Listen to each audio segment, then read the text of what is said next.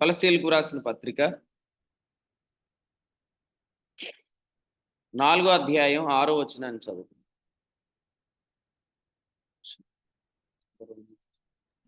ప్రతి మనుషునికి ఎలాగూ ప్రత్యుత్తరం ఇవ్వవలెనో అది మీరు తెలుసుకొనుటకై మీ సంభాషణ ఉప్పు వేసినట్టు ఎల్లప్పుడూ రుచిగలదిగాను కృపాసహితంగాను ఉండనియుడి. ఈ అధ్యాయంలో ప్రతి మనుషునికి ఎలాగూ ప్రత్యుత్తరం ఇవ్వవలెనో అది మీరు తెలుసుకొనుటకై అన్నాడు. సో తెలుసుకొనుట అంటే అర్థం ఏంటంటే నాలెడ్జ్ అన్నమాట. నాలెడ్జ్ అంటే నోయింగ్ అని, తెలుసుకోవాలి అని అర్థం, సంపాదించుకోవాలి. చూడండి, చాలా విషయాలు మనకు తెలియదు. మనం నేర్చుకోవాల్సిన సంగతులు చాలా ఉన్నాయి. అలాగే హెబ్రీ పత్రిక 5వ అధ్యాయం వచనం 11లో చెప్పినట్లుగా ఈయనను గూర్చి చెప్పవలసిన సంగతులు అనేకమైనవి ఉన్నాయి. యేసు ప్రభువును గూర్చి మనం తెలుసుకోవాల్సిన సంగతులు చాలా ఉన్నాయి. సో మనం తెలుసుకోవాల్సిన సంగతులు చాలా ఉన్నాయి అని మనకు తెలిస్తే మనం తెలుసుకోవడానికి సిద్ధపడతాం. కొరింథీయులకు రాసిన మొదటి పత్రికలో 8వ అధ్యాయం 2వ వచనంలో చెప్పాడు, ఒకడు తనకేమైనను తెలియను అని అనుకుని ఉంటే తాను తెలుసుకొనవలసినట్టు ఇంకని ఏమీ తెలుసుకొనిన వాడు కాడు అని. కాబట్టి ఒక వ్యక్తి తనకన్నీ తెలుసు అనుకుంటే అతడు ఏమీ తెలుసుకోలేడు. మనమైతే అలా అనుకోవడానికి లేదు. ఎందుకంటే ఈయనను గూర్చి చెప్పవలసిన సంగతులు అనేకమైన ఉన్నాయి అనే మాట మనం చూస్తాం. కాబట్టి తెలుసుకోవాలి అని నిజంగా మనకు ఉంటే, తెలుసుకుంటున్నాం అనే బాడీ లాంగ్వేజ్ కావచ్చు, లేకపోతే తెలుసుకుందామనే ఆసక్తి కావచ్చు, ఇవన్నీ మనలో కనపడిపోతాయి. ఎందుకంటే తెలియని సంగతులు తెలుసుకునే వాళ్ళు కూర్చునే విధానం కానీ, వినే విధానం కానీ, కనిపెట్టే విధానం కానీ చాలా క్లియర్గా అర్థమైపోతుంది. అందుకనే తిమోతికి రాసిన పత్రికలో ఏం చెప్పాడంటే, సంపూర్ణ విధేయతతో నేర్చుకొనవలెను అనే పదాన్ని చెప్పాడు. 2వ అధ్యాయం వచ్చిన 11 తిమోతికి రాసిన మొదటి పత్రిక. అంటే మన వాక్యం వినేటప్పుడు కానీ, ప్రభు దగ్గర నుంచి ఏదైనా సంగతి తెలుసుకునేటప్పుడు కానీ ఆ సంపూర్ణ విధేయత అనేది మనలో కనబడుతుంది. చూడండి, లూకా సువార్త 10వ అధ్యాయంలో మరియ గురించి మాట్లాడుతూ ఆమె యేసు పాదముల యొద్ద కూర్చుండి అనే మాట చెప్పాడు 39వ వచనంలో. సో నేను ఇలా అంటున్నాను, కూడికల్లో మనం ఎలా కూర్చోవాలి ఇది కూడా ఎవరు మనకు చెప్పకూడదు. మీరు అటు ఇటు తిరగొద్దు, లేకపోతే కూర్చున్న తర్వాత ముచ్చట్లు పెట్టొద్దు, పిల్లలతో ఆడొద్దు. తర్వాత కూర్చునే విధానంలో కూడా కూడిక అయిపోతే ఏం చేయాలి అనే దానిలో కూర్చోకుండా సంపూర్ణ యొక్క విధేయత వాక్యం నేర్చుకోవటంలో మీకుంటే మీరు కూర్చునే విధానము కూడా మరి ఆయన పాదాల యొద్ద కూర్చున్నట్లే కూర్చుంటారు. ఓకే, మన మీటింగ్స్ ప్లేస్లో అందరూ అలా కూర్చుందరు కాక సంపూర్ణ విధేయతతో నేర్చుకునే వారి వలె. ఎందుకు మనం నేర్చుకోవాలంటే మనకు తెలియవలసిన సంగతులు చాలా ఉన్నవి. ఎందుకంటే ఈయనను గురించి చెప్పవలసిన సంగతులు అనేకమైనవి ఉన్నవి. అందరి వలె, చాలా మంది వలె మనం భక్తుల గురించి నేర్చుకోవట్లేదు. మనం క్రీస్తును నేర్చుకుంటున్నాం. ఎఫెసీ 4:20 క్రీస్తును నేర్చుకుంటున్నామంటే ఈయనను గూర్చి చెప్పవలసిన సంగతులు చాలా ఉన్నాయి. కాబట్టి అన్ని చోట్ల వాక్యం వినే విధానానికి, ఈ ఏర్పాటులో, ఈ సహవాసంలో, ఈ పరిచర్యలో వాక్యం వినే విధానానికి ఖచ్చితమైన వ్యత్యాసం కనబడాలి. మళ్ళీ చెప్తున్నాను, కొలస్సీ 3:3 మీరు మృతి పొందితిరి, మీ జీవము క్రీస్తే. మీరు మృతి పొందితిరి, మీ జీవము క్రీస్తే. అంటే ఈ పరిచర్లో మనం క్లియర్గా ఏం చెప్తున్నాం? పాపం విషయంలో మనం చనిపోయామని చెప్తున్నాం. కాబట్టి పాపం విషయంలో చచ్చినోడికి సబ్జెక్ట్ ఏంటి? పాపం విషయంలో చచ్చిపోయినోడికి అంశం ఏంటి? పాపం విషయంలో చచ్చిపోయినోడికి ప్రసంగం ఏంటి? పాపం విషయంలో చనిపోయిన వ్యక్తికి చెప్పవలసిన ఉపదేశం ఏంటి? క్రీస్తే. ఎందుకంటే మీరు చచ్చారు, ఇప్పుడు మీ జీవం క్రీస్తే అన్నాడు. కాబట్టి మన సబ్జెక్ట్ క్రీస్తు అయినప్పుడు వాక్యం వినే విధానం క్రీస్తును వింటున్నట్లే ఉండాలి. క్రీస్తును వినేటట్లయితే మనకు తెలియాల్సిన సంగతులు చాలా ఉన్నాయి అన్నట్లు మనం వినాలి. అలా వింటున్న వారిని బట్టి నేను ప్రభువుని స్తుతిస్తున్నాను. మన సహోదరులు చాలామంది వయసులో పెద్దవాళ్ళైనా కింద కూర్చొని వాక్యం వింటారు. కుర్చీల్లో ఎందుకు కూర్చోరు అంటే కూర్చోకూడదని కాదు, కానీ మరింత శ్రద్ధగా, మరింత సమీపంగా వాక్యం వినాలి. ఆల్రెడీ మీరు ఈ మీటింగ్స్ కొరకు కొన్ని ప్లాన్లు చేసుకొని ఉంటారు. ఈ బట్టలు వేసుకోవాలి, లేకపోతే మీటింగ్స్కి నేను ఈ పని చేయాలి, నేను క్వైట్ టీంలో ఉండాలి, నేను వాక్యం చదవాలి అని అనుకొని ఉంటారు. నేను వీటన్నిటిని పక్కన పెట్టేసేయండి. ఒకటే గుర్తుపెట్టుకోండి, ఈ మీటింగ్స్లో నేను క్రీస్తుని గురించి వినాలి అని మీరు అందరు సిద్ధపడండి. క్రీస్తుని గురించి వినాలి అని మీరు కానీ సిద్ధపడితే ఎలా వినాలో ఆ విధేయత మిమ్మల్ని సిద్ధపరిచింది. అలా మనం వింటున్నప్పుడు అన్ని చోట్ల మీటింగ్స్ జరుగుతాయి కదా, అన్ని చోట్ల ప్రజలు వాక్యం వింటారు కదా, కానీ వీళ్ళు ఎందుకు ఇంత విధేయతగా వింటున్నారు అని మనం గురించి ఆలోచన చేస్తారు. సో అన్ని చోట్ల వాక్యం వింటారు, కానీ విశ్వాసం దేనివల్ల కలిగిద్ది?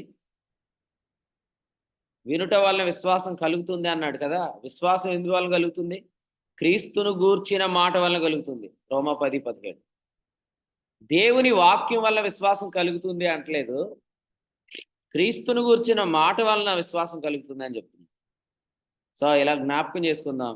నిజంగా మనం అందరం క్రీస్తును వినటానికే కూడికలకు వచ్చేటట్లయితే క్రీస్తును గురించి చెప్పటానికి ఉపదేశకులను ఆయన సిద్ధపరుస్తాడు. పౌలు గారు ఏమన్నారు చూడండి, కొలస్సీలకు రాసిన ఎఫెసీయులకు రాసిన పత్రిక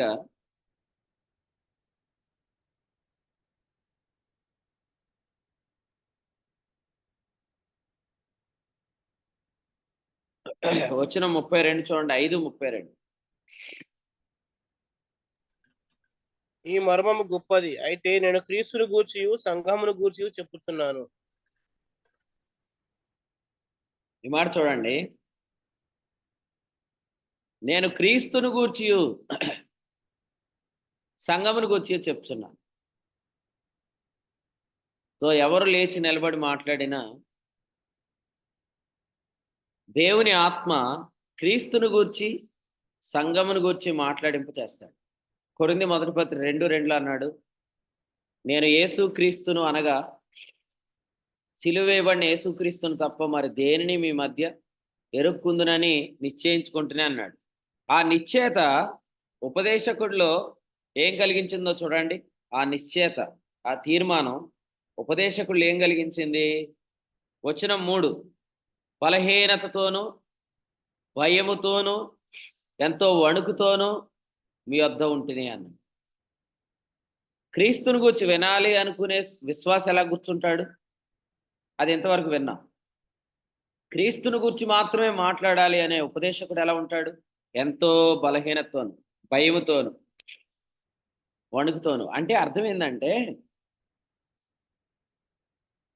నేను చెప్పగలను, నేను ప్రసంగం ఇవ్వగలను, నేను ఉపదేశం చేయగలను అనే సెల్ఫ్ కాన్ఫిడెన్స్ అనేది అతనిలో కనపడట్లే. అతనిలో ఏం కనపడుతుందంటే, నేను నిలబడితే క్రీస్తును తప్ప మరి దేనిని ఎరగకూడదు అన్నట్లు నేను ఉండాలి అనే భయం కనపడుతుంది. అది ఒక విధంగా చూస్తే ఒక బలహీనతలాగా కనబడుతుంది. అదొక విధంగా చూస్తే ఒక వణుకులా కనపడుతుంది. కానీ ఇది చాలా జాగ్రత్త పడుతున్నాడు. సో, మనం ఇక్కడ నిలిచి వాక్యం చెప్పేవాళ్ళందరిలో ఆ భయం చూచుదుము గాదు. ఇక్కడ నిలబడి వాక్యం చెప్పేవాళ్ళందరిలో ఆ బలహీనత చూచుదుము గాదు. ఆ వణుకు కూడా చూచుదుము గాదు. ఎందుకంటే ఆహ్, ఇప్పుడు వాక్యం చెప్పేవాళ్ళందరికీ కూడా ఆల్రెడీ చాలా అనుభవం ఉంది. నిన్న గూడా మనం చెప్పుకున్నాం గదా! ఇంతకుముందు మనం చాలా సందేశాలు చెప్పుకున్నాం. కాబట్టి ఆ కాన్ఫిడెన్స్‌తో మనం ఎవరు నిలబడుకుందుము గాక. సో, ఇప్పుడు గూడా క్రీస్తుని గూర్చి ఏం చెప్పాలి అనే భయము మనలో కనపడాలి. అలాగే వినేవాళ్ళు గూడా క్రీస్తుని గూర్చి వినటానికి మాత్రమే మనం వచ్చాం అని వాళ్ళకి అర్థమైతే వాళ్ళు వినే విధానం. చూడండి, అసలు మన మీటింగ్స్‌లో మెయిన్ పాయింట్స్ ఏంటి? రెండే. ఒకటి ప్రసంగికులు, 2 వాక్యం వినేవారు. ప్రసంగికులు భయంతో, వణుకుతో, బలహీనతతో ఉంటారు. అంటే క్రీస్తుని తప్ప నేను దేన్ని ఎరగకూడదు అనేటట్లు ఉంటారు. వాక్యం వినేవారు నేను క్రీస్తుని గూర్చి వినటానికి వచ్చాను అని వాళ్ళకి అర్థమైంది కాబట్టి సంపూర్ణ విధేయత చూపిస్తారు. వీళ్ళిద్దరూ ఇలా చేస్తూ ఉండగా ఈ ఉద్దేశంతో అక్కడికి రాని వాళ్ళందరూ ఖండించబడతారు. ఆ మాట చూద్దాం రండి. పరిశుద్ధ గ్రంథంలోంచి కొరింథీయులకు రాసిన మొదటి పత్రిక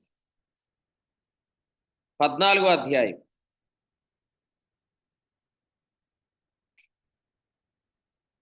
14వ అధ్యాయం 24, 25 వచనాలు చదువు ప్రశాంత్. 24, 25. అయితే అందరూ ప్రవచించుండగా అవిశ్వాసైనను ఉపదేశం పొందని వాడైనను లోపలికి వచ్చిన యెడల అందరి గురించి అందరి వలన విమర్శింపబడును. అప్పుడు అతని హృదయ రహస్యము బయలుపడును. ఇందువలన దేవుడు నిజముగా మీలో ఉన్నాడని ప్రచురము చేయుచు అతడు సాగిలపడి దేవునికి నమస్కారం చేయును. అయితే అందరూ ప్రవచించుండగా అవిశ్వాసైనను ఉపదేశం పొందని వాడైనను లోపలికి వచ్చిన యెడల అందరి బోధ వలన తాను పాపినని గ్రహించి అందరి వలన విమర్శింపబడును. అప్పుడు అతని హృదయ రహస్యములు బయలుపడును. ఇందువలన దేవుడు నిజంగా మీలో ఉన్నాడని ప్రచురము చేయొచ్చు అతడు సాగిలపడి దేవునికి నమస్కారం చేయును. అదన్నమాట. అంటే ఉపదేశం పొందని వాడు ఇలా ప్రవర్తించాలంటే అందరూ నేను ఇంతకు ముందు చెప్పినట్లు ఉండాలి. ఇప్పుడు అల్లరి చేసేవాళ్ళు ఉంటారు. ఆ మీటింగ్స్ దగ్గరే తమ ఉద్దేశాలు నెరవేర్చుకోవడానికి వచ్చిన వాళ్ళు ఉంటారు. అక్కడే రకరకాల ప్రజలుంటారు. వీళ్ళందరూ ఎవరంటే 24 వచనంలో అవిశ్వాసి కావచ్చు, లేదా ఉపదేశం పొందనివాడు కావచ్చు. ఇతడేం చేయబడాలన్నాడు ప్రశాంత్? నువ్వు చదివిన దగ్గర ఇతడేం చేయబడాలన్నాడు? చూడకుండా చెప్పండి. ఇప్పుడే చదివారు కదా! ఇతడేం చేయబడాలి? విమర్శింపబడాలి. విమర్శించబడాలి. విమర్శించబడాలి. అంటే అరే! వీళ్ళందరూ ఇంత శ్రద్ధగా వింటున్నారేంటి? మనం చాలా సార్లు వాక్యం విన్నాం గదా! కానీ వీళ్ళేం వింటున్నారు? సో, వీళ్ళు క్రీస్తుని గూర్చి వింటున్నారు. ఆ ప్రకటించే వాళ్ళు గూడా సీనియర్ మోస్ట్ ప్రీచర్సే గదా! చాలా ప్రసంగాలు చెప్పినోళ్ళే గదా! వాళ్ళకి చాలా అనుభవం ఉంది గదా! కానీ వాళ్ళు గూడా ఎంతో భయంతో ఒక కథ చెప్పడానికి గానీ, చలోక్తులు చెప్పడానికి గానీ, చమత్కారాలు చేయటానికి గానీ, అల్లరి చేయడానికి గానీ వాళ్ళు ప్రయత్నించట్లేదే. వాళ్ళెంతో కన్‌ఫైన్డ్‌గా వాళ్ళు రిఫరెన్స్‌ల ద్వారా దేవుని వాక్యం చెప్తున్నారు. వీళ్ళెందుకింత శ్రద్ధగా వాక్యం చెప్తున్నారు. వీళ్ళెందుకింత శ్రద్ధగా వాక్యం వింటున్నారు అని వీళ్ళిద్దరిని చూసిన వాడు అవిశ్వాసి విమర్శించబడాలి. ఉపదేశం పొందని వాడు విమర్శించబడాలి. అక్కడేం చెప్పాడు 25వ వచనంలో? దేవుడు నిజముగా మీలో ఉన్నాడని అతడు చెప్పాలంట. మనం పాడతాం ఏమని? మా కూటములలో మా మధ్య నీవున్నావని మనం చెప్తాం. కానీ ఇప్పుడు ప్రభు ఏమంటున్నాడంటే, మీరు చెప్పడం గాదు వాళ్ళు గూడా చెప్పాలి. ఎవరు? ఆ కూడికకొచ్చే అవిశ్వాసి చెప్పాలి. నిజంగా దేవుడు మీ మధ్య ఉన్నాడయ్యా. మన మీటింగ్స్‌లో ఖచ్చితంగా ఈ సాక్ష్యం వింటాం గుర్తుపెట్టుకోండి. ఎవరైనా ఈ సాక్ష్యం విన్నట్లయితే, ఈరోజు నేను చెప్పిన ఈ వచనాన్ని మీరు జ్ఞాపకం చేసుకోండి. దేవుడు ముందుగానే చెప్తున్నాడు. అవిశ్వాసి కూడా దేవుడు మన మధ్య ఉన్నాడని గుర్తించబోతున్నాడు. సో, ఉపదేశం పొందనివాడు కూడా దేవుడు మన మధ్య ఉన్నాడని గుర్తించబోతున్నాడు. సో, అంతగా దేవుడు ఉపదేశకుల్ని, అలాగే వాక్యం వినేవారిని ఆయన జాగ్రత్త చేస్తారు. ఇప్పుడు ఇలా జ్ఞాపకం చేస్తాం. ఇక్కడున్న అందరూ ఒక అవిశ్వాసి విషయంలో జాగ్రత్త కలిగి ఉన్నట్లుగా మనకు అర్థమవుతుంది. మీరు వినండి, నేను వాక్యం ఎలా వింటే నీకేంటంట, నేను ప్రసంగం ఎలా చేస్తే మీకేంటంట అనేటట్లుగా మనం ఎవరు ఉండం. ఎందుకంటే మనకు అవిశ్వాసి పట్ల బాధ్యత ఉంది. ఈ మీటింగ్స్ అయ్యాక మేబీ వాడు చచ్చిపోతే, ఈ మీటింగ్స్ అయ్యాక ఆ వ్యక్తి పాపములోండి చనిపోతే నరకానికి వెళ్ళిపోతాడు. అతనికి సువార్తకి ఎన్నటికీ తెలియబడే అవకాశం ఉండకపోవచ్చు. రాక రాక మన కూడికలకు వస్తున్నాడు. ఎప్పుడైనా దేవుడు ఎవరో అతనికి తెలియాలి అనే భారం మనలో ఉంటుంది. కాబట్టి అవిశ్వాసి పట్ల మనమందరం బాధ్యత కలిగిన వారి వలె ఉంటాం. రెండవది, ఇదే కొరింథీ 2వ పత్రికలో ఏం చెప్పాడు? 2వ అధ్యాయం వచనం 7 చూడండి. వచనం 7. కనుక మీరిక వారిని శిక్షింపక క్షమించి ఆదరించుట మంచిది. శిక్ష చేసేది ఎవరు? వాస్తవంగా శిక్ష చేసేది ఒకటి దేవుడు, లేకపోతే 2 సేవకుడు. దేవుడు అనే మాట హెబ్రీ 12లో చెప్పాడు. సేవకుడు అనే మాట తిమోతి 2:2లో చెప్పాడు. కానీ ఇక్కడేమన్నాడు? మీరందరూ అని చెప్పాడు. అంటే మనమందరం జాగ్రత్తగా వాక్యం వింటుంటే దేవుని పరిచర్యను పాడు చేయాలనుకునే వాడికి భయం కలగాలి. మనమందరం జాగ్రత్తగా వాక్యం వింటుంటే దేవుని పరిచర్యను పాడు చేయాలనుకునే వాడికి శిక్ష చేయబడాల. అంతేగాని మీరు కూడికలకు వచ్చేసి వచ్చిన ఉద్దేశం మర్చిపోయి స్నేహాలు, సంభాషణలు, అవుట్ ఆఫ్ టాపిక్ వెళ్ళిపోతూ మీరు ఉన్నట్లయితే మొదటి పత్రిక ప్రకారం అవిశ్వాస విషయంలో మీకు బాధ్యత లేదు. 2వ పత్రిక ప్రకారం విశ్వాస విషయంలో మీకు బాధ్యత లేదు. కానీ ఈ వాక్యం వింటున్నప్పుడు నేను అలా ఉండకూడదు అనుకుంటున్నాను. మీరు కూడా అట్లనే ఉండండి. ఎందుకంటే ప్రభు మనల్ని ఎంతో ప్రేమించే అవకాశం మనకి ఇచ్చాడు. చాలామంది ఈ వాక్యాలు వినాలనుకున్నారు, ఈ కార్యాలు చూడాలనుకున్నారు. కానీ దేవుడు వారిని వినే చెవులు, చూసే కళ్ళు వాళ్ళకి తొలగించేశాడు. కానీ మీకు ఛాన్స్ వచ్చింది. కూడికకు వచ్చేవారు కానీ, కూడికలో కూర్చుండేవారు కానీ ఇలా అనుకుంటూ వాక్యం వినండి. నేను పాపం విషయంలో చచ్చిపోయాను, ఇకను జీవించున్నది నేను కాదు, క్రీస్తే నా యందు జీవిస్తున్నాడు, క్రీస్తే నా జీవం అన్నాడు అని కూర్చోండి. సంపూర్ణ విధేయతతో మీరు సంగతులు నేర్చుకుంటారు. సేవకులు కూడా, వాక్యోపదేశకులు కూడా, మనం ఎవరితో మాట్లాడుతున్న వాళ్ళు పాపం విషయంలో చచ్చిపోయిన వారు అని మీరు ఎంచుకోండి. మీరు క్రీస్తుని గురించి మాత్రమే మాట్లాడే భయము, బలహీనత, వణుకు మీలో కనపడుతుంది. సో వినేవారిలో, చెప్పేవారిలో ఈ జాగ్రత్త ఉంటే అవిశ్వాసి విమర్శించబడతాడు, విశ్వాసి దేవునికి భయపడతాడు. నేను అంటున్నాను, ఈ మీటింగ్స్ అయ్యేలోపు పరిచర్యను పాడు చేద్దాం అనుకున్న వాడు ఏడ్చేటట్లు దేవుడు చేయబోతున్నాడు చూడండి. సో అది 7వ అధ్యాయంలో చెప్పాడు. ఇదే పత్రిక 7వ అధ్యాయంలో చెప్పాడు. అదే పత్రిక అదే మాట 2వ అధ్యాయంలో చెప్పాడు చూడండి. 2వ అధ్యాయం వచనం 7 చదవండి. 2:7. కనుక మీరిక వారిని శిక్షింపక క్షమించి ఆదరించడం మంచిది. ఇక్కడ చెప్పాడు చూడండి, లేని ఎడల అతడు అత్యధికమైన దుఃఖంలో మునిగిపోను. శిక్ష చేయబడితే దుఃఖం వస్తుంది. ఆ దుఃఖము మారు మనసును తీసుకొని వస్తుంది. దైవ చిత్తానుసారమైన దుఃఖంలోనికి కొంతమంది ఎందుకు రావట్లేదంటే శిక్ష చేయబడే వారిని కొంతమంది పాడు చేస్తున్నారు. కానీ బాధ్యత కలిగిన ఏ విశ్వాస పనిచేయడు. ఇప్పుడు నా తండ్రి నన్ను కొడుతున్నాడు అనుకోండి, నేను చచ్చిపోవాలని ఏం కొట్టడు, నన్ను బాగు చేసుకుందామని కొడతాడు. అయినా బాధ్యత లేని వాడు ఏం చేస్తాడు? మా తండ్రి మీద నాకు విరోధంగా మాట్లాడి జరిగే శిక్షను పాడు చేసేస్తాడు. అలా కొంతమంది చేస్తారు. అయితే ఈ కూడికల ద్వారా ఖచ్చితంగా శిక్ష చేయబడేవాడు దైవ చిత్తానుసారమైన దుఃఖంలోకి వెళ్తాడు. సో అది మనం ఎక్స్పెక్ట్ చేద్దాం. సో ఈ 2 జరిగినప్పుడు మీరు తప్పకుండా దేవుడు మనతో ముందుగానే చెప్పాడని జ్ఞాపకం చేసుకోండి. 1 అవిశ్వాసి, 2 విశ్వాసి. అవిశ్వాసేమో దేవుడు నిజంగా మన మధ్యలో ఉన్నాడని సాగిలపడి నమస్కారం చేయాల, అది జరిగిద్ది ఖచ్చితంగా. రెండవది, విశ్వాసేమో దేవుని పనిని పాడు చేస్తున్నాను అనే భయాన్ని తెలుసుకోవాలి, జాగ్రత్త తెలుసుకోవాలి. రాత్రి నేను ఒక విశ్వాసతో మాట్లాడుతూ, దేవుని పని పాడవుతుంది కదా అంటే అసలు పని పాడవుతుంది అన్న విషయం కూడా తెలియనంత మత్తులో వాళ్ళు ఉండిపోయారన్న. సో అది అర్థం చేసుకోండి. అంటే కొందరి స్నేహాలు, కొందరి సంభాషణలు, కొందరి యొక్క ఇన్వాల్వ్మెంట్ల వల్ల కొందరికి అసలు దేవుని పని పాడవుతుంది నా ద్వారా అని కూడా తెలియట్లేదు. ఆ కొందరెవరో మనకు అనవసరం. కానీ ఇప్పుడు మాత్రం ఒకటి తెలుసుకుందాం. మీరు కానీ కొరింథీ 2వ పత్రికలో, మొదటి పత్రికలో చెప్పినట్లు ప్రభు సన్నిధిలో కూడి వస్తే వాడిని ఖచ్చితంగా మనం దైవ చిత్తానుసారమైన దుఃఖంలోకి తీసుకెళ్ళచ్చు. రక్షణార్థమైన మారు మనసు వస్తుంది అప్పుడు.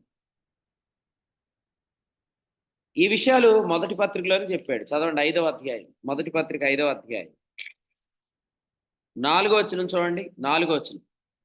నేను చెప్పిన ఏమనగా అలా ఉన్నాయో లేదో మీరు అందరూ చూడండి. ఏమనగా ప్రభువైన యేసు దినమందు వాని ఆత్మ రక్షింపబడినట్లు శరీరేచ్ఛలు నశించుటకై మన ప్రభువైన యేసుక్రీస్తు నామమున మీరును నా ఆత్మయు మన ప్రభువైన యేసుక్రీస్తు బలంతో కూడి వచ్చినప్పుడు అట్టి వానిని సాతానునకు అప్పగించవలను. సాతానికి అప్పగించడం అంటే ఏంటి? శిక్షకు అప్పగించడం. మనం అందరం కూడి వచ్చినప్పుడు ఆ పని చేయాలని చెప్పాడు. కూడి వచ్చినప్పుడు మనం అందరం ఇప్పుడు మీటింగ్స్ మానేసి, ప్రసంగాలు మానేసి శిక్ష చేయబడాల్సిన వ్యక్తుల గురించి మాట్లాడుకుంటామా? No no no. మనం కూడి వచ్చి క్రీస్తుని వింటాం.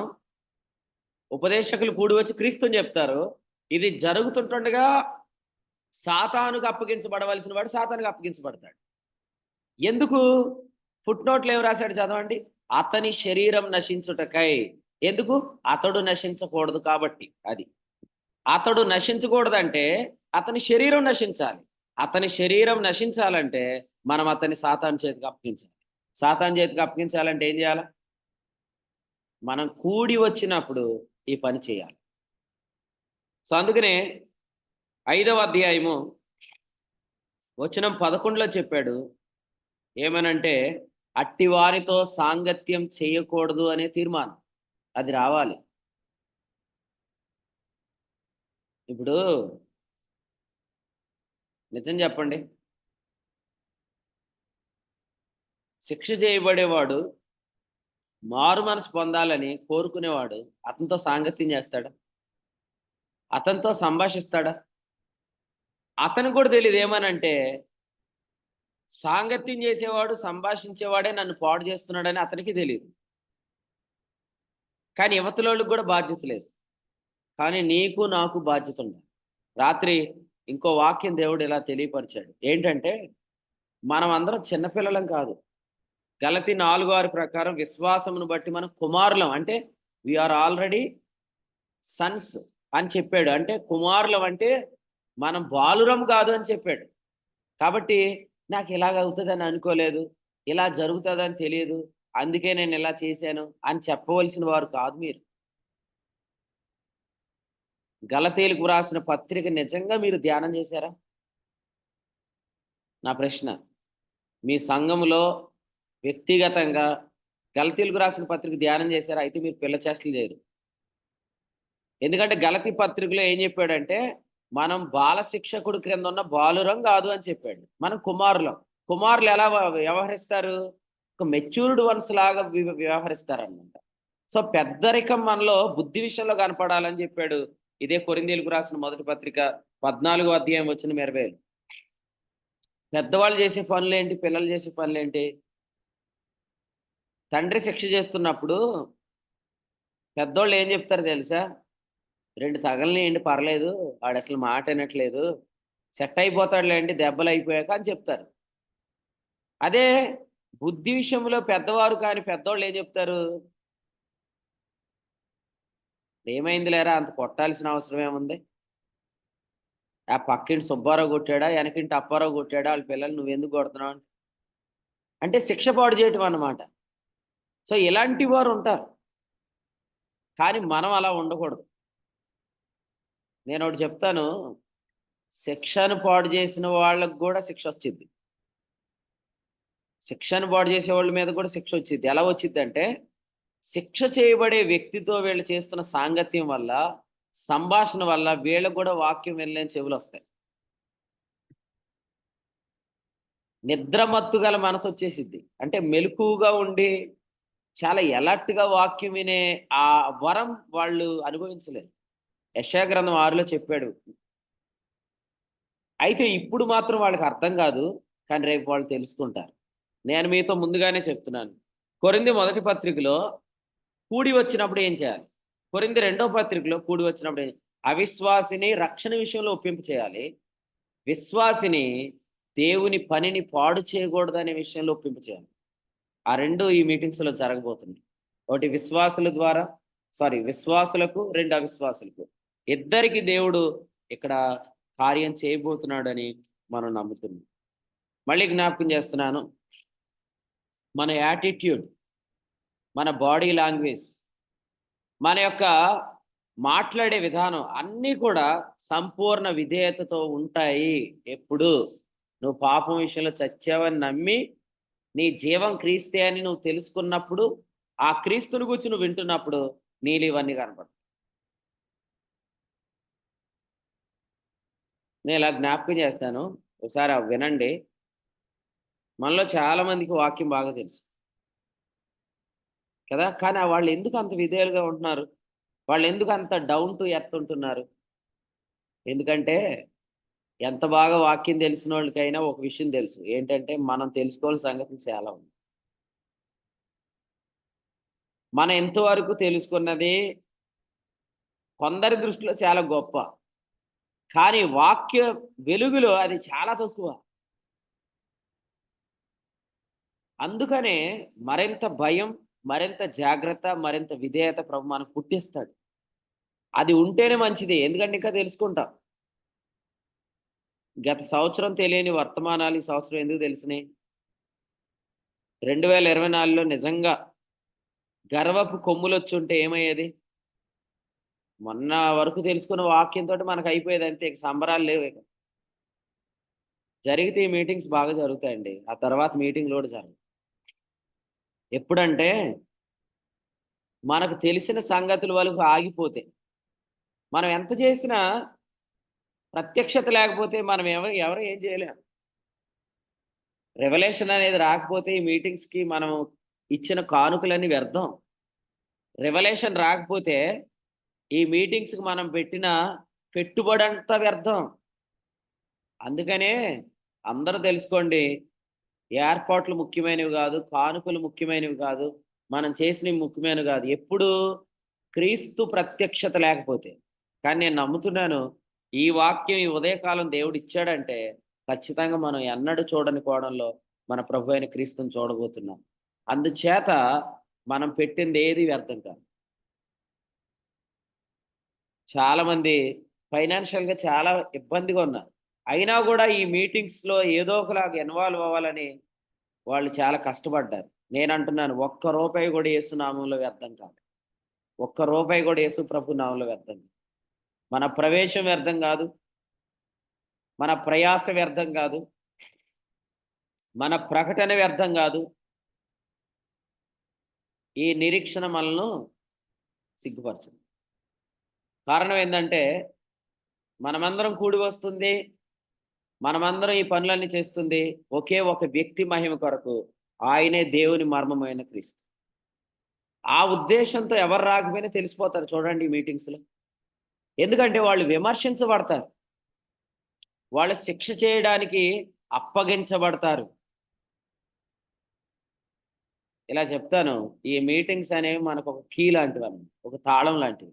సాతాను గాడిని బంధించటానికి. సో, మనం వాడిని గట్టిగా లాకేద్దాం ఈసారి. వాడు చేయాలి అనుకున్న దాన్ని, పాడు చేయాలనుకున్న దాన్ని, వాడు పాడు చేయకుండా ఉండు నిమిత్తం మనం వాడికి ఖచ్చితంగా లాకేయాలి. సో, సెంట్రల్ లాక్ సిస్టమ్ ఇచ్చాడుగా, దాన్ని మనం ఖచ్చితంగా యూజ్ చేద్దాం ఈసారి. కారణం ఏందంటే, 1000 ఏండ్ల రాజ్యంలో అపవాది ఎక్కడుంటాడు? 1000 ఏండ్ల రాజ్యంలో సాతాను ఎక్కడుంటాడు?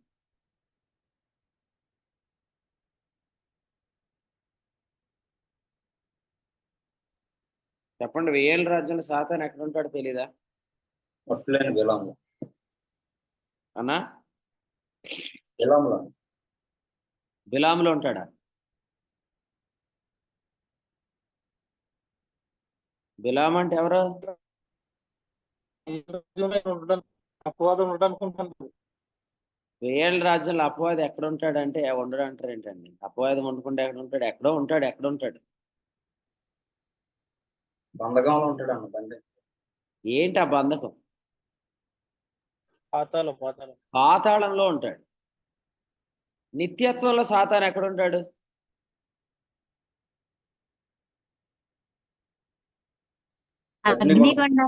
అగ్నిగుండంలో ఉంటుంది. పాతాళంలో ఉండేది 1000 రాజ్యంలో, అగ్నిగుండంలో ఉండేది నిత్యత్వంలో. అంటే ఇప్పుడు మాత్రం మనం 1000 రాజ్యాన్ని, అంటే క్రీస్తుతో పరిపాలించే రాజ్యాన్ని రోమా 5:17 ప్రకారం ఇప్పుడే అనుభవిస్తున్నాం కనుక ఇప్పుడే వాడిని లాక్ చేయాలి మనం. మాత్రమే కాదు, నిత్యత్వాన్ని కూడా ఇప్పుడే అనుభవిస్తున్నాం కనుక ఇప్పుడే మనం వాడిని కాల్చివేయాలి. బంధించవలసిన దగ్గర బంధించాలి, కాల్చివేయవలసిన దగ్గర వాడిని కాల్చివేయాలి. అందుకని వాడికి తెలుసు త్వరలో ఈ మీటింగ్స్ అయిపోయిన తర్వాత క్లోజ్ అవుతుంది. మొన్న ఒక ఆయన ఎలా అంటున్నాడు, June 4th రిజల్ట్స్ వస్తాయి, రిజల్ట్ ఏంటో చెప్పనా అన్నాడు. చెప్పండి అంటే, ఆయన వస్తే ఈయన లోపలికి వెళ్తాడు, ఈయన వస్తే ఆయన లోపలికి వెళ్తాడు అన్నాడు. నేను ఇలా అంటున్నాను, ఈ మీటింగ్ జరిగితే వాడు లోపలికి వెళ్తాడు. ఈ మీటింగ్ జరిగితే వాడు లోపలికి వెళ్తాడని, కొన్ని విషయాల్లో వాడికి ఇక ప్రవేశాలు క్లోజ్ అయిపోతున్నాయని, వాడు అరెస్ట్ దగ్గరలో ఉందని వాడికి తెలుసు కాబట్టే ఈ కూడికలు జరగకుండా ఉండటానికి ఫస్ట్లో ఏమన్నాడంటే, ఈ మీటింగ్ జరిగే ప్లేస్లో పాములు తిరుగుతాయి అన్నాడు. అయిపోయింది. ఇక అక్కడి నుంచి వాడు ఏదేదో మాట్లాడుతూ వచ్చాడు, ఏదేదో చేయాలనుకున్నాడు. కానీ దేవుని ఆత్మ మాత్రం ప్రతి విషయంలో సహాయం చేస్తూ వచ్చాడు అన్న. సో మీరు కూడా నమ్మండి, ఖచ్చితంగా ప్రభు గొప్ప కార్యాలు చేయబోతున్నాడు. ఒక మాట చదువుకుందాం చూడండి, కొలస్సీలకు రాసిన పత్రిక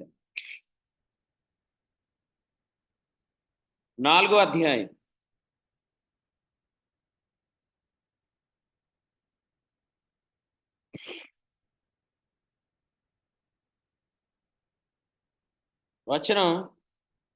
6 చదువుదాం. 6 కొలస్సీ 4:6. ప్రతి మనుష్యునికి ఎలాగూ ప్రత్యుత్తరం ఇయ్యవలనో అది మీరు తెలుసుకొనుటకై మీ సంభాషణ ఉప్పు వేసినట్టు ఎల్లప్పుడూ రుచిగలదిగాను కృపా సహితంగాను ఉండనివి. ఈ వచనంలో సంగతి తెలుసుకోవాలనుకునే వారి సంభాషణ ఎలా ఉంటుంది చూడండి. మనం మాట్లాడే విధానంలో కూడా కనిపెడుతున్నాం అనేది బయటికి తెలుస్తుంది అన్నమాట. అంటే మనం మాట్లాడుతున్నప్పుడు కృపాసహితంగా మాట్లాడుతున్నామంటే, విశ్వాసపు ఆత్మతో మాట్లాడుతున్నామంటే, మనము తెలుసుకోవడానికి మాట్లాడుతున్నాం. కానీ ఇక నీకు అవసరం లేదు, నీకేం చెప్పాల్సిన అవసరం లేదని దేవుడు మనకు సంగతులు మరుగు చేసే సంభాషణ మనలో ఉండకూడదు కూడా. రూతు గ్రంథంలో ఏముంది, నేటి జన్మన దీనిని అతడు నెరవేర్చితేనే గాని ఊరకుండడు. ఆ తర్వాత రాసిన మాట చూడండి, రూతు గ్రంథం 3:18, ఇది ఎలాగు జరుగునో నీకు తెలియ వరకు అన్నాడు. అంటే మనకు తెలియాల్సినవి కొన్ని ఉన్నాయి, వినాలి అందరూ. ఏం తెలియాలి? అసాధ్యం అనుకుంటున్న ఈ కార్యాన్ని దేవుడు ఎలా చేయబోతున్నాడో తెలియాలి. 139వ కీర్తనలో దావీదు అన్నాడు, అసలు నీవు నన్ను నిర్మించిన విధమును నేను చూస్తున్నప్పుడు నాకు భయం కలుగుతుంది అన్నాడు. అది కూడా చదువుదాం. కీర్తనల గ్రంథం 139వ కీర్తన చూడండి. కీర్తనల గ్రంథం 139వ కీర్తన వచనం 14. నీవు నన్ను కలుగజేసిన విధము చూడగా భయమును ఆశ్చర్యమును నాకు పుట్టుచున్నవి. చూడండి, అసలు దేవుని కార్యాలు ఆయన ఎలా చేయబోతున్నాడో మనం తెలుసుకునేటప్పుడు మనకు భయం కలుగుతుంది, ఆశ్చర్యం కలుగుతుంది. ఇప్పుడు మీరు జస్ట్ ఈ మీటింగ్స్లో ఏ వాక్యం చెప్పాలని బైబిల్ దగ్గర కూర్చుంటే ఆయన ఇస్తున్న ప్రత్యక్షతలు ఎలా ఉన్నాయి? చాలా భయం కలిగిస్తున్నాయి. ఎందుకంటే దేవుని యొక్క విధానాలు మనకు తెలియబడితే మనలో భయము ఆశ్చర్యం కలిగిద్ది అన్నమాట. న్యాయాధిపతుల గ్రంథం 2:10 ఏముంది? యెహోవానైనను ఆయన ఇశ్రాయేలు కొరకు చేసిన కార్యములైన ఎరుగని తరం వాళ్ళు. కానీ మన వరకు మనం చూసుకుంటే అసలు దేవుడు ఎలా చేయబోతున్నాడు ఇది అని మనకు చెప్తాడు. నేను ఇలా చెప్తాను, ప్రతి దగ్గర కన్క్లూడ్ చేయొద్దు. మీరు మాట్లాడేటప్పుడు ఇంక ఈ విషయంలో ఏం జరగదు అనేటట్లు మాట్లాడకూడదు. దేవుడు ఏం చేయబోతున్నాడో తెలుసుకునేటట్లు మాట్లాడాలి. అలా మీరు మాట్లాడేటప్పుడు ఏం జరిగిద్దంటే దేవుడు ఎలా చేయబోతున్నాడో చెప్తాడు. ఇప్పుడు ఇంతమంది జూమ్ మీటింగ్లో ఉన్నారు కదా, మీలో ఎవరికైనా ఈ 7 రోజుల్లో దేవుడు ఖచ్చితంగా ఎలా చేయబోతున్నాడు, ఏం చేయబోతున్నాడో తెలిస్తే మీరంతా వీళ్ళందరూ చాలా ప్రత్యేకంగా ఉంటారు మీరు.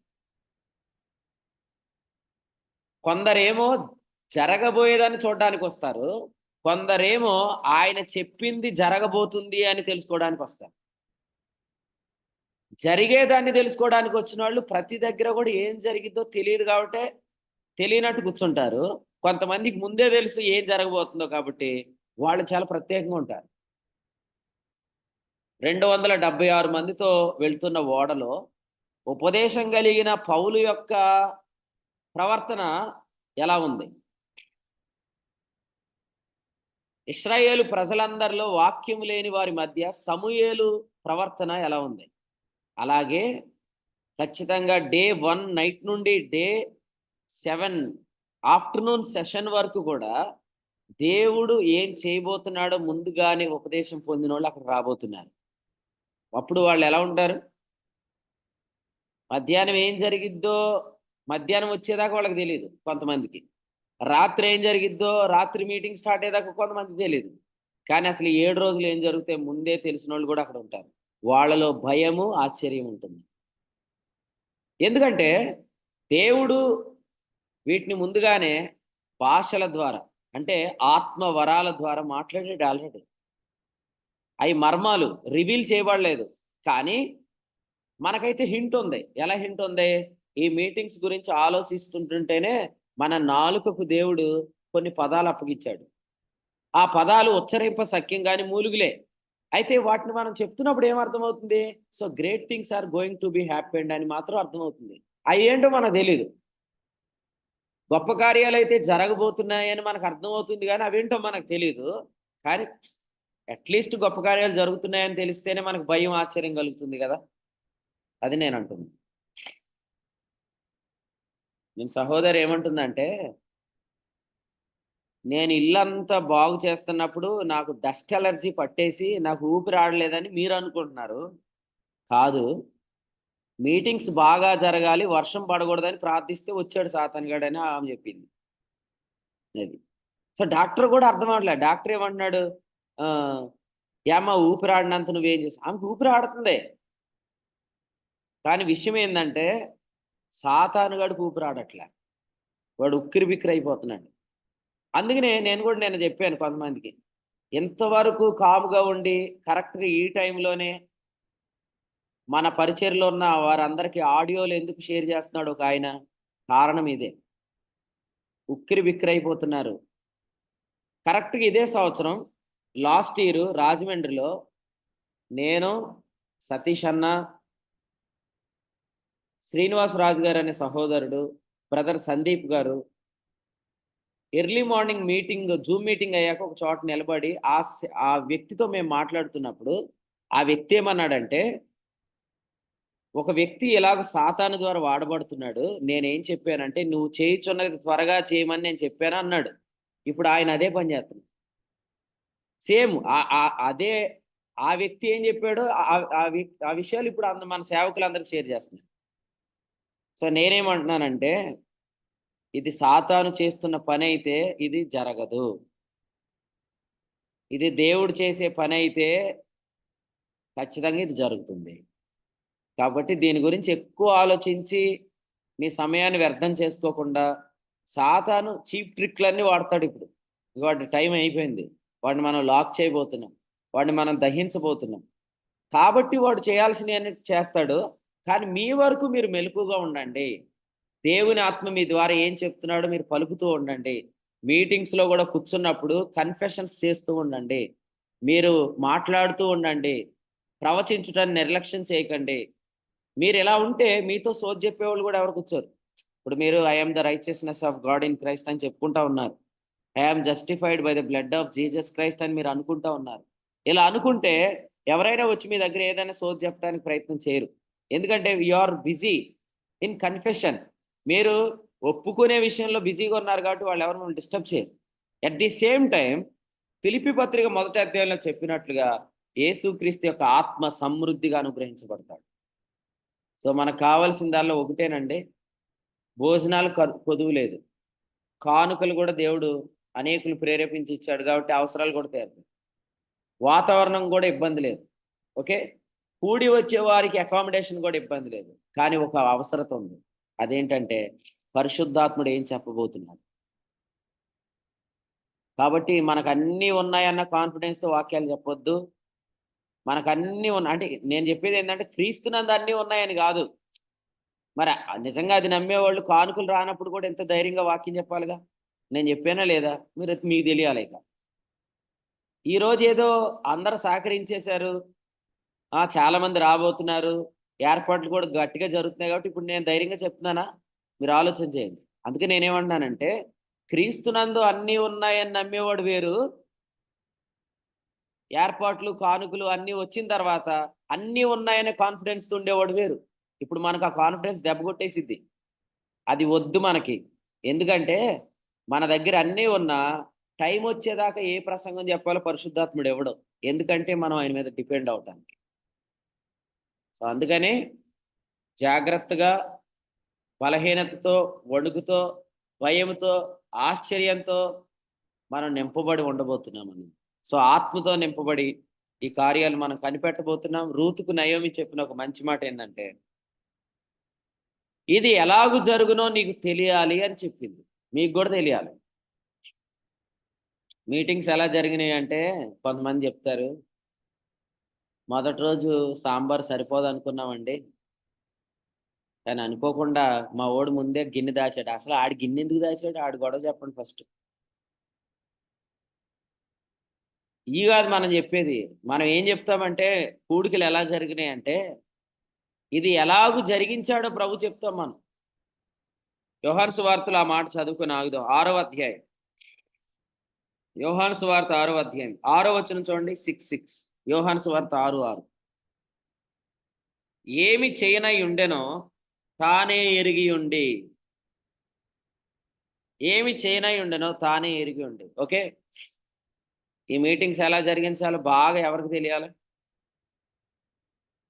ఈ కూడికలు ఎలా జరిగించాలో బాగా అందరికంటే బాగా ఎవరికి తెలియాలి? ప్రభుకే తెలియాలి. తెలుసా లేదా ఆయనకి? తెలుసు. మరి ఇంకెందుకు మనం ధైర్యంగా ఉంది. ఇవి ఎలా జరిగించాలో తెలియాల్సింది నాకు కాదు, మీకు కాదు. ఎందుకంటే జరిగించేవి మనం కాదు. కార్యసిద్ధి కలుగు చేయవాడు దేవుడే. కార్యసిద్ధి కలుగు చేయవాడు దేవుడే. కార్యం చేసేవాడు దేవుడు కాబట్టి ఎలా చేయాలో ఆయనకి తెలియాలి. ఆయనకి తెలియకపోతే మనం భయపడాలి. సో అందుకని కార్యనిర్వాహకులు ఎవరు కాదు, కార్యనిర్వాహకుడు క్రీస్తే. కార్యనిర్వాహకుడు క్రీస్తే కాబట్టి ఆయనకు అన్నీ తెలుసు. నా దగ్గరికి వచ్చి ఒక ఆయన ఇలా అడిగాడని, ఇది ఎంత పొడుగు ఎంత వెడల్పు అని అడిగాడని. నాకు సాధారణంగా ఈ మెజర్మెంట్స్ తెలియదు అనమాట. మరి తెలియదు అంటే నవ్వుతాడేమోనని చెప్పి ఆయన కూడా చెప్పాను నాకు ఏం తెలియదు అన్నాను. అయితే కొన్ని విషయాలు తెలుసుకుంటాను కానీ కొన్ని విషయాలు అడగను అన్నమాట. అయితే దాని పొడుగు దాని వెడల్పు నాకు తెలియదు. కాబట్టి అరే మీటింగ్స్ నిర్వహిస్తుంది మీరే కదా, దాని పొడుగు ఎంతో దాని వెడల్పు ఎంతో మీకు తెలియకపోతే ఎలాగా అని ఆయన సాహసించి మాట్లాడలేదు. ఈయన కాన్ఫిడెన్స్ ఏంటి అనుకుంటున్నాడు అనమాట. నేను చెప్తాను నా కాన్ఫిడెన్స్ ఏంటంటే ఈ జరిగించేవాడికి అన్నీ తెలియాలి కానీ మనకెందుకు? ఈ జరిగించేది ప్రభువే కాబట్టి సమస్తం ఆయనకి తెలుసు. అయితే ఎక్కడ మనం ఎలా ఉండాలో టైం వచ్చినప్పుడు ప్రభు మనకు చెప్తాడు. అప్పుడు దాకా మనం ఆయన మీద ఆధారపడదాం. ఈ తలంపులు ప్రభు మనందరి వినికిడిలో దీవించును గాక. ఈ ఉదయకాలం ఈ వాక్యం ద్వారా ప్రభు మనకి ఇచ్చిన సూచనలు జాగ్రత్తలు జాగ్రత్తపడదాం. మన సేవకులు మనకు కొన్ని సూచనలు చెప్పారు, మన ప్రభు మనకు కొన్ని సూచనలు చెప్పాడు. వారు ఆత్మ కలిగిన వారే. ఈరోజు మనతో నేరుగా మాట్లాడింది పరిశుద్ధాత్ముడే. కాబట్టి ముందుగానే దేవుడు అన్నీ చెప్తున్నాడంటే ఆయన భవిష్యత్ జ్ఞానియగు దేవుడు, మనలో దేవుని భయాన్ని పుట్టించేవాడు. కాబట్టి నేను నిన్న కూడా చెప్పే కదా, లోటులో ఉండటం మంచిదే, ఎందుకంటే వాటిని ప్రభు నింపుతాడు.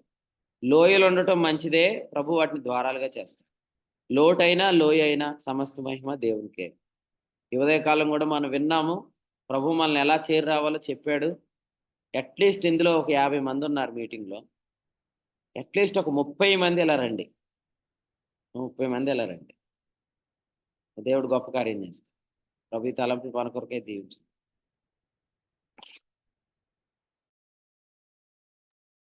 ఆమేన్. దేవుడు తన దాసుని వాడుకొని ఈ కొలసి పత్రిక 4వ అధ్యాయం నుంచి అందించిన శ్రేష్టమైన వర్తమానాన్ని బట్టి ప్రభుకి స్తోత్రాలు చెల్లిస్తున్నాం. మనం గుడికి చేరు వచ్చినప్పుడు మనం ప్రభువుని గురించినటువంటి తెలుసుకున్నట లేదా నేర్చుకునే అంశాన్ని మనకి ప్రభు నేర్పించారు. ఆ నేర్చుకునే క్రమంలో ప్రభువుని గురించినటువంటి మనం తెలుసుకునే విషయంలో ఏ విధంగా ఆసక్తి కలిగి ఉండాలి, మనం నేర్చుకునే వారు ఏ విధంగా ఉండాలని, అలాగే సేవకులు కూడా వారు ముందున్నటువంటి వారు ఎవరు, వారికి ఏం బోధించాలనే విషయంలో వారు కూడా భయంతో, వణుకుతో, బలహీనతతో వారు ఏ విధంగా బోధించాలన్న విషయాన్ని కూడా జ్ఞాపకం చేశారు. అలాగే ఈ కూడికలలో జరిగించడానికి ప్రభువే తను ఏం చేయదలిచాడో ఆయనకే సమస్తం ఎరిగిన వాడు కాబట్టి ఆయన కార్యాలు చాలా ఆశ్చర్యంగా చేయబోతున్నారని, కాబట్టి మనందరం కూడి వచ్చినప్పుడు ఏ విధంగా ఉండాలన్న విషయాన్ని కూడా ఈ యొక్క ఆత్మాంతరం మనం నేర్చుకున్నాం.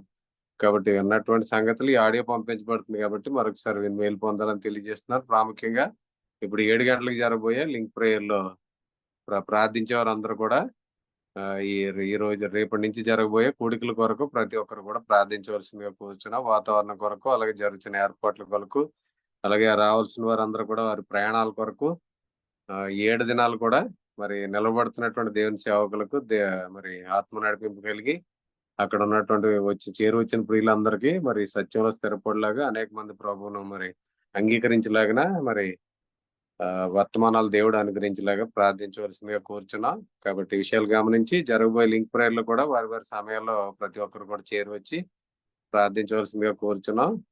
కాబట్టి ఈ విషయాలు గమనించండి. జరుగుతున్న ఏర్పాట్ల కొరకు ఈ రోజు ఉదయం 10 గంటల నుంచి క్వైర్ ప్రాక్టీస్ యథావిధిగా ఈ రోజు కూడా చివరి దినం కాబట్టి కొనసాగుతుంది. ఈ విషయాన్ని గమనించి పాటలు ప్రాక్టీస్ చేసే వాళ్ళందరూ కూడా సమయానికి చేరి రావాలని తెలియజేస్తున్నాం. కాబట్టి ఈ విషయాలు గమనించండి. ఇంకా మిగిలిన వివరాలు దేవుని సేవకులు కిరణ్ గారు అన్ని టైప్ చేసి ఉంచారు. ఆ విషయాలు కూడా వారు షేర్ చేస్తారు. లొకేషన్ కూడా షేర్ చేయబడుతుంది. కాబట్టి గమనించి ఏ విధంగా రావాలి, రావులపాలెం ప్రాంతం నుంచి అలా తణుకు వైపు నుంచి వచ్చేవారు ఏ విధంగా రావాలి, అలాగే రాజమండ్రి ప్రాంతం నుంచి నిడదోల మీదకి వచ్చేవారు ఏ విధంగా రావాలి, అలాగే దూర ప్రాంతాల నుంచి హైదరాబాద్ ప్రాంతం నుంచి ఆయా ప్రాంతాల నుంచి వచ్చేవారు తాడేపల్లిగూడ నుంచి ఎలా రావాలి అన్న విషయాలన్నీ కూడా వారు వివరంగా టైప్ చేశారు. దాని గ్రూప్ లో పోస్ట్ చేయడం జరుగుతుంది. కాబట్టి ఈ విషయాలు గమనించండి. అకామిడేషన్ వివరాలు అన్ని కూడా అందులోనే టైప్ చేయడం జరిగింది. ఈ విషయాలు గమనించండి. కాబట్టి ఇంకేమన్నా మీకు వివరాలు కావాలంటే కనుక మీకు స్థానికంగా ఉన్న సేవకులు కానీ మమ్మల్ని ఎవరిని సంప్రదించినా మీకు వివరాలు తెలియజేస్తాం. కాబట్టి ప్రతి ఒక్కరు కూడా ఈ యొక్క కూడికలకు మీరు అందరూ చేరి రావాలని మిమ్మల్ని అందరినీ ప్రేమతో ఆహ్వానిస్తున్నాం. ఈ యొక్క కూడికలో శ్రేష్టమైన తలంపులు అందించిన దేవుని సేవకులకు, అలాగే కూడికలో ఆయా విధాలకు సహకరించిన ప్రియులకు ప్రభునామములో వందనాలు తెలియజేస్తున్నాం. ఈ సమయంలో ముగింపు ప్రార్థన ఆదిలాబాద్ ప్రాంతం నుంచి మనతో సహవాసం చేస్తున్నారు తమ్ముడు ప్రశాంత్ గారు ముగింపు ప్రార్థన చేస్తారు. కూడికను ముగింపు చేసుకుంటారు.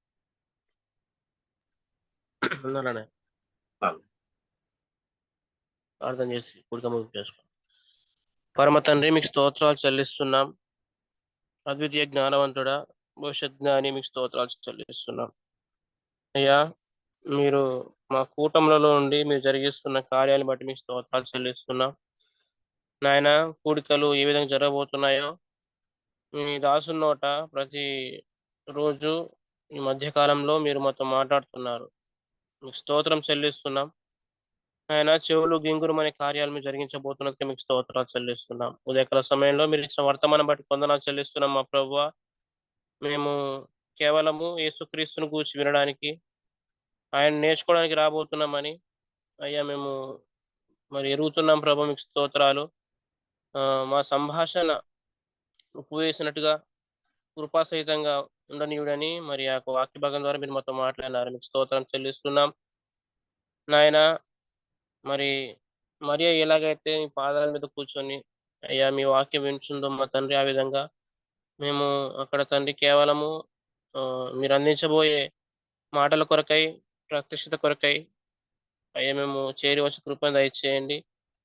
నాయనా ఆహ్, మరి మేము కూడుకున్నప్పుడు అవిశ్వాసి అయినా గాని, మరి ఉపదేశం పొందనివాడైనా గాని వచ్చినప్పుడు నిజంగా దేవుడు వీరి మధ్యలో ఉన్నాడని గ్రహించాలి ప్రభువా. మరి అతడు మా ప్రభువా మరి రక్షణార్థమైన మారుమనసు పొందుకోవాలి, సహాయం చేయండి. మరి తండ్రి ఈ యొక్క మీటింగ్స్‌లో ఆటంకం సృష్టించాలని మరి దుష్టుడు ప్రయత్నిస్తుండగా అరణ్యంలో మరి ఎన్ఐఎంబ్రను వారు మోషెని ఎదిరించినట్టు మరి వారి గురించి మీరు రాశారు తండ్రి, వారికి ముందుకు సాగరని, వారి అవివేకం తేటపరచబడుతుందని. ప్రభువా మీరు మా మధ్య ఉన్నారు. మా ప్రభువా మరి సాతాను కుయుక్తులు, వాని తంత్రాలు, వాని ప్రేరేపణ అవన్నీ కూడా తండ్రి కాల్చివేయబడును గాకని ప్రార్థన చేస్తున్నాం. మీరు తెలియజేసినట్టు వాడు ఊపిరాడకపోతున్నాడు ప్రభువా. నాయనా కానీ మా మధ్య మా ప్రభువైన యేసుక్రీస్తు అత్యధికంగా మహిమపరచబడబోతున్నాడు. మరి ఈ మీటింగ్స్‌లో చాలామంది క్షమాభివృద్ధి నొందున్నారు. అనేకమైన ఆత్మ వరములతో వాడబడబోతున్నారు. ప్రభువా మునుపెన్నడూ జరగని విధంగా మీరు కూడికలు జరిగించబోతున్నారు. మీకు స్తోత్రాలు చెల్లిస్తున్నాం. మేము మాకంతా తెలుసనే జ్ఞానంతో కాకుండా ప్రభువా మరి తెలుసుకోవడానికి, నేర్చుకోవడానికి వచ్చి కృపను దయచేయండి. ఒకడు ఏమైనను తనకు తెలియననుకుంటే అతడు తెలుసుకొనవలసినట్టు ఏమీ తెలుసుకున్నవాడు కాదని మీ యొక్క లేఖనాల్లో స్పష్టం చేయుచుండగా మా ప్రభువా మరి తండ్రి క్రీస్తుని గూర్చి వింటూ విశ్వాసంలో అభివృద్ధి పొందే కృపను దయచేయమని ప్రార్థన చేస్తున్నాం ప్రభువా. నాయనా మా తండ్రి సమస్తము సమకూర్చి జరిగిస్తున్నందుకే మీకు స్తోత్రాలు చెల్లిస్తున్నాం ప్రభువా. నాయనా మేము చేసే ప్రతి ప్రార్థన ఫలిస్తుందని, ప్రకటన మా తండ్రి అది రక్షణార్థంగా ఉంటుందని, అలాగే ప్రయాస వ్యర్థం కాదని అయ్యా మా ప్రభువా మీరు మాతో మాట్లాడుతున్నారు. మీకు స్తోత్రం చెల్లిస్తున్నాం. మీ దాసులను అలాగే అలాగే సేవకుల్ని, పరిచారకుల్ని అందరిని మీరు వాడుకొని చక్కగా ఏర్పాట్లు జరిగిస్తున్నారు. మీకు స్తోత్రం చెల్లిస్తున్నాం ప్రభువా.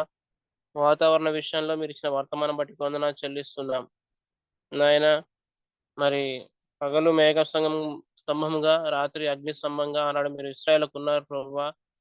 మరి మొన్న ఇంజరం ప్రాంతంలో గూడా మా ప్రభువా మరి ఆహ్, వాతావరణాన్ని అనుకూలపరిచారు. మీటింగ్స్‌కు ఈ విధంగా గూడా మా ప్రభు ఆటంకం జరగకుండా మీరు చేశారు. అలాగే ఈ కూడికలు గూడా మీరు చేయబోతున్నారు. ఆ విషయంలో మేము చింత లేకుండా ఉండడానికి సహాయం చేయండి మా ప్రభువా. మరి మేము అనేకమైన ప్రత్యక్షతలు రేమా వాటిని పొందుకొని మేము మహిమపరిచే కృపను దయచేయండి. చేరి వస్తున్న ప్రతి ఒక్కరిని జ్ఞాపకం చేసుకోండి ప్రభువా. మా తండ్రి ప్రతి ఒక్కరు కూడా తండ్రి మొదటి వర్తమానం నుంచే చేరి వచ్చి మీ సన్నిధిలో గడిపే కృపను దయచేయండి.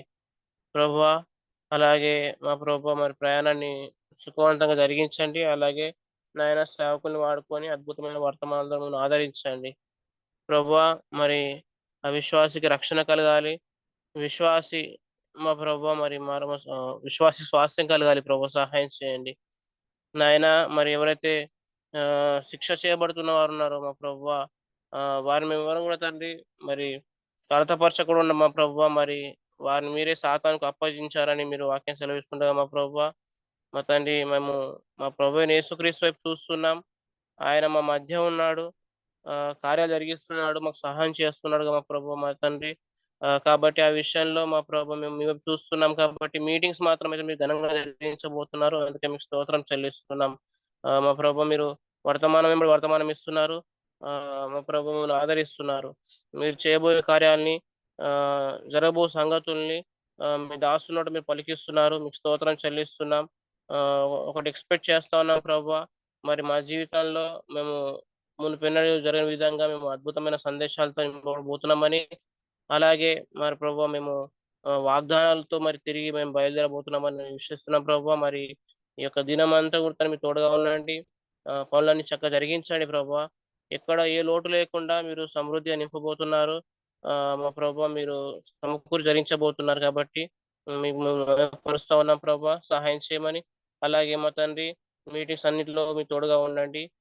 రేపటి దినం కూడా మా ప్రభా ఆరాధనలో మీరు సహాయం చేయమని, చేరవలసిన ప్రతి ఒక్కరిని బట్టి మీకు స్తోత్రాలు చెల్లిస్తున్నాం. ఏర్పాట్ల విషయంలో మీరు ఘనంగా జరిగించబోతున్నది వందనాలు చెల్లిస్తూ, ఈ ఉదయకాల సమయంలో మా ప్రభు మీరు ఇచ్చిన వర్తమానం బట్టి మీకు స్తోత్రాలు చెల్లిస్తూ, చేరవచ్చిన పిల్లలందరినీ బట్టి, అలాగే దేవుని సేవకులను బట్టి, అలాగే వర్తమానం ఇచ్చిన ప్రియులను దేవుని సేవకులను బట్టి, అలాగే మా ప్రభు మరి కుడికి నడిపించిన వారిని బట్టి వందనాలు చెల్లిస్తూ, ప్రయాణమై వస్తున్న వారిని బట్టి కూడా మీకు స్తోత్రాలు చెల్లిస్తూ, సమస్త మహిమగంత ప్రభావాలు మీకే ఆరోపిస్తూ, ప్రభు యేసుక్రీస్తు నామములో స్తోత్రించి కుడిగా ముగింపు చేస్తున్నాం పరమ తండ్రి.